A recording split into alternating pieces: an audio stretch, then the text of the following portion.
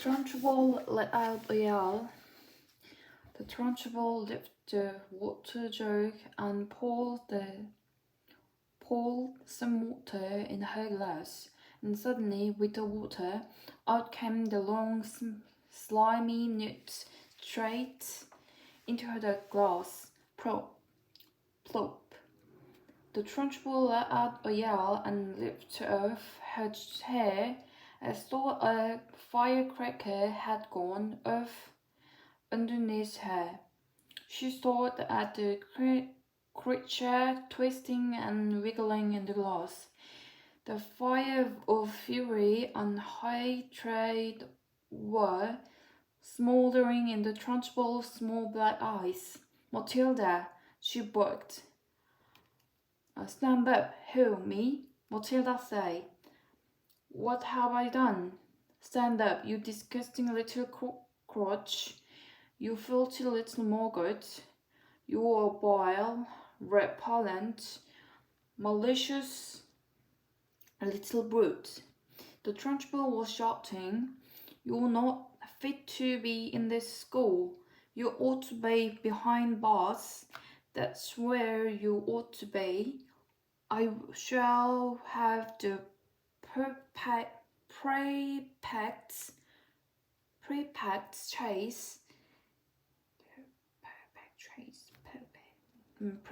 chase you down the corridor and out of the pronto with hockey sticks."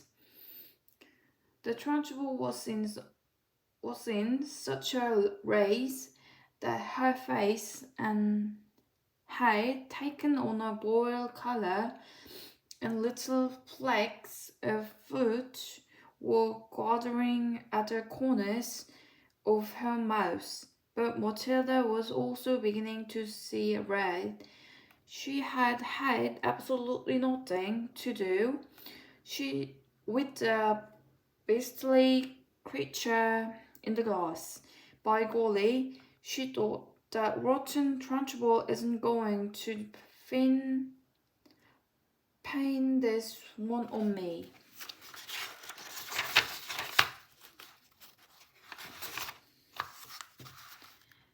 The reader of books. It's a funny thing about mothers and fathers, even when their own child is the most disgusting little breeder you could ever imagine, they still think that he or she is wonderful. Some parents go further.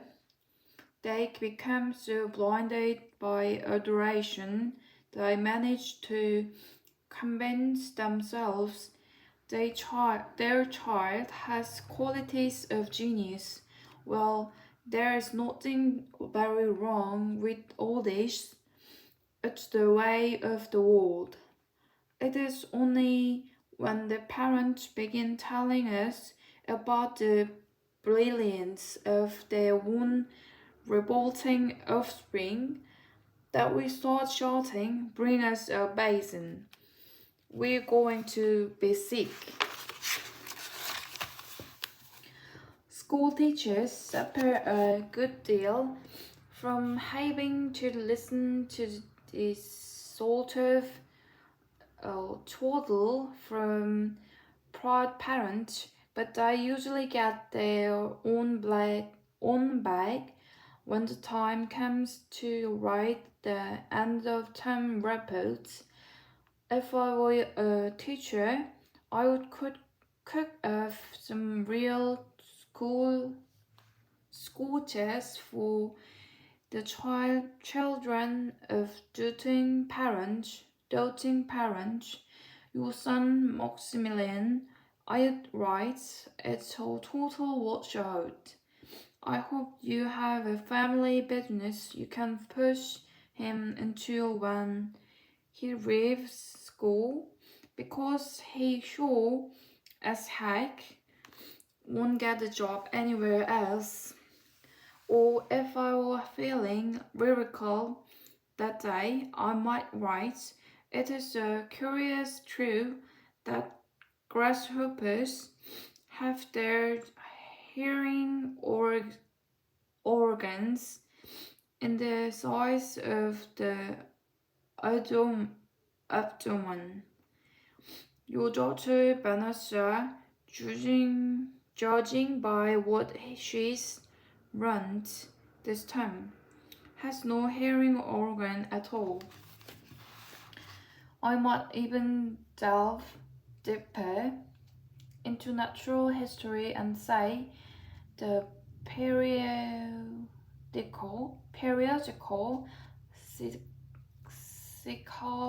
cicada spent 6 years as a group underground and no more than 6 days as a free of creature of sunlight and air. Your son Wilfred has spent 6 years as a group in this school, and we are still waiting for him to emerge from the carousel. Carousel. Chrysalis. A particularly poisonous little girl might sting me into saying Fiona has the same glacial beauty as an iceberg, but unlike the iceberg, she has absolutely nothing below the surface. I think I might enjoy writing end of term reports for the stinkers in my class. But enough of that, we have to get on.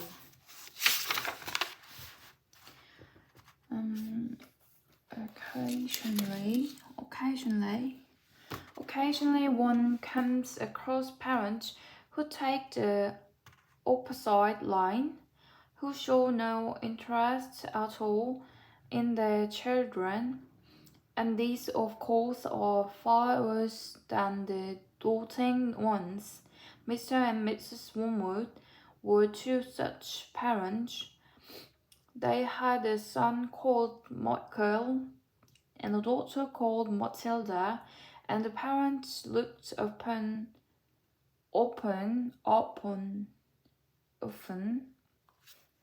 once upon a time upon Matilda in particular as nothing more than a scarf. A scarf is something you have to put up with until the time comes when you can pick it off and flick it away. Mr. and Mrs. Wormwood looked forward enormously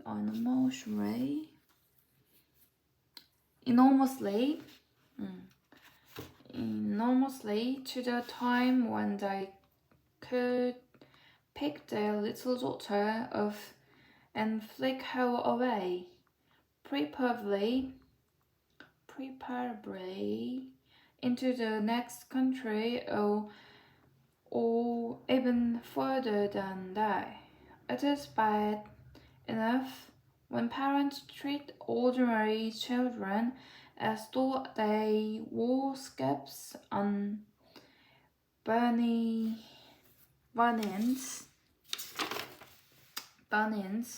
but it becomes somehow a lot worse when the child in question is extraordinary, and by that I mean sensitive and brilliant. Matilda was both of these things, but above all, she was brilliant.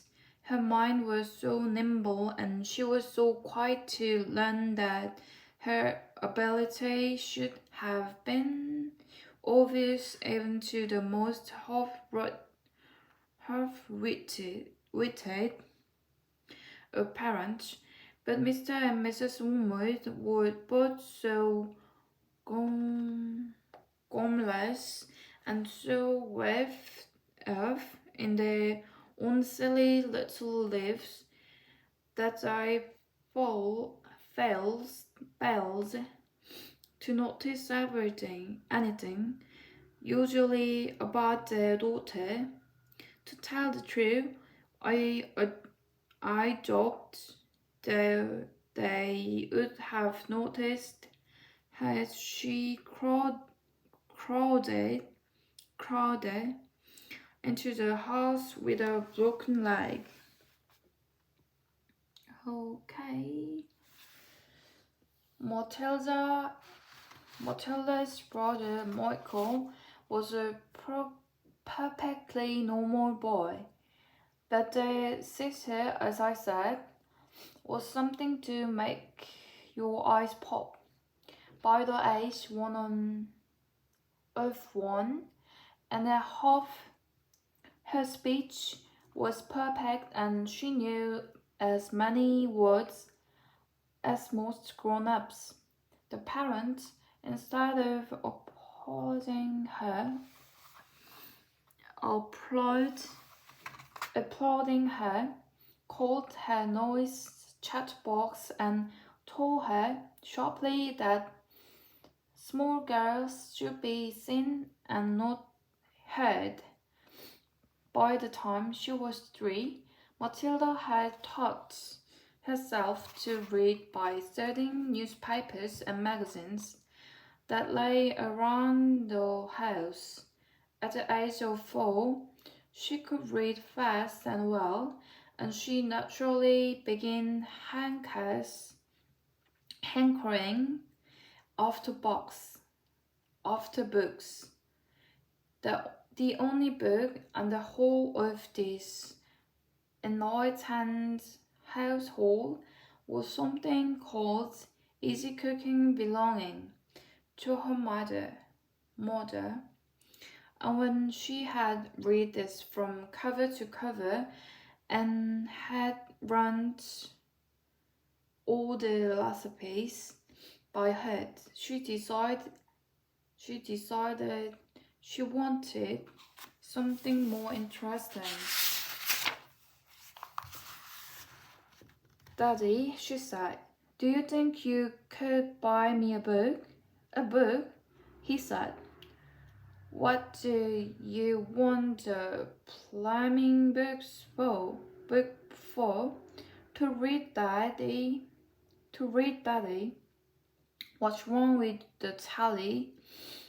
For heaven's sake, we've got a lovely telly with a 12-inch screen, and now you come asking for a book. You're getting spoiled, my girl. Nearly every weekday afternoon, Matilda was left alone in the house. Her brother, 5 years older than her,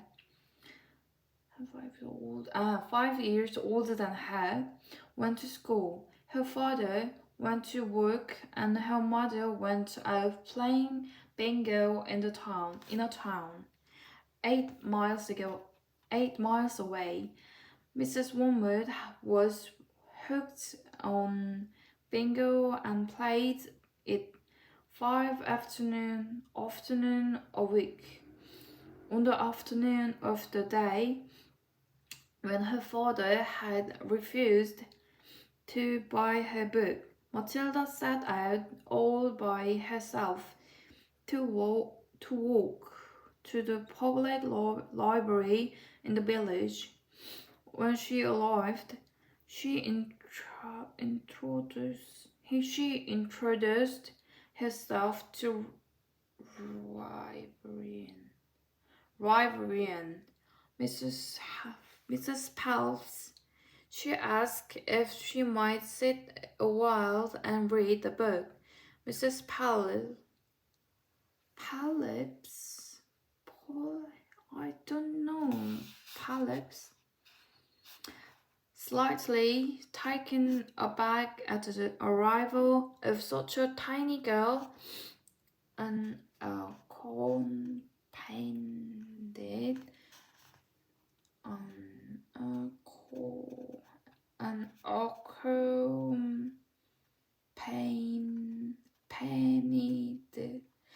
by a parent. Nevertheless, nevertheless told her she was very welcome. Where are the children's books, please? Matilda asked. They are over there. They are over there on those lower shelves.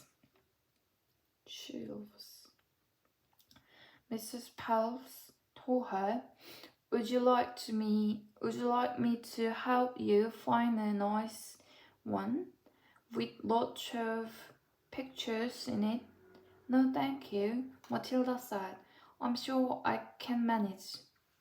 From then on, every afternoon, as soon as her mother had left for bingo, Matilda would toddle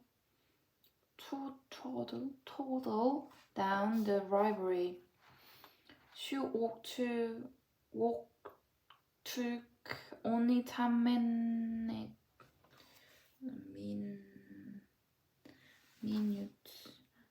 and this allowed her two glorious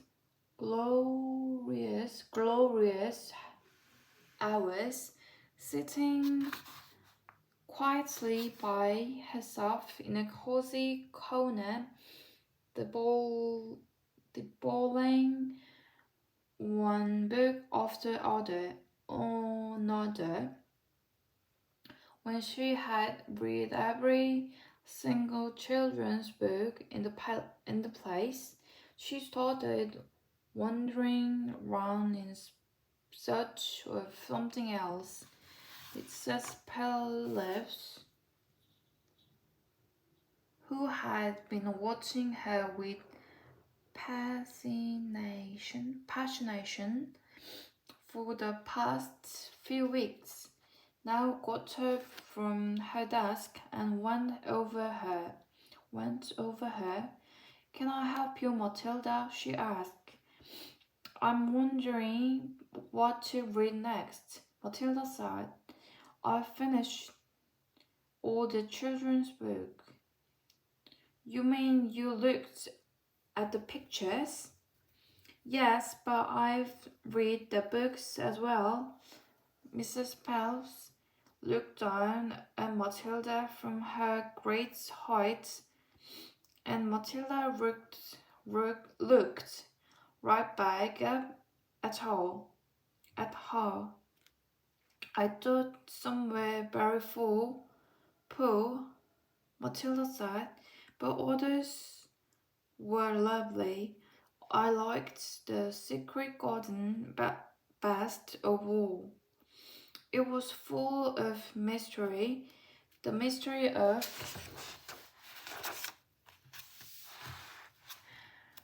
the loom behind the closed door and the mystery of the garden behind the big wall. Mrs. Phelps was stunned. Actually, exactly. Exactly how old are you, Matilda? She asked. 4 years and 3 months, Matilda said. Mrs. Phelps was more stunned than ever, but she had the sense not to show it. What sort of book would you like to read next? She asked. Matilda said, I would like a really good one that grown-ups read, a famous one. I don't know any names. Mrs. Phelps looked along the shelves, taking her time. She didn't quite know what to bring out. How, she asked herself, does one choose a famous grown-up book for a 4-year-old girl? Her first thought was to pick a young teenager's romance of the kind that is written for 15 years old schoolgirls, but for some reason she found herself instinctively walking, walking past that particular shelf. Try this, she said a lot. It's very famous and very good. It, if it's too long for you, just let me know, and I'll find something shorter and a bit easier. Great expectation. Matilda read by Charlie Dickens. I love to try it. I must be mad, Mrs. Pell told herself. But to Matilda, she said, of course you may try it. Over the next few afternoons, Mrs. Powell could hardly take her eyes from the small girl sitting for hour after hour in the big armchair at the far end of the room with the book on her lap. It was necessary to rest it on the lap because it was too heavy for her to hold of, which means she said she had to. 어디까지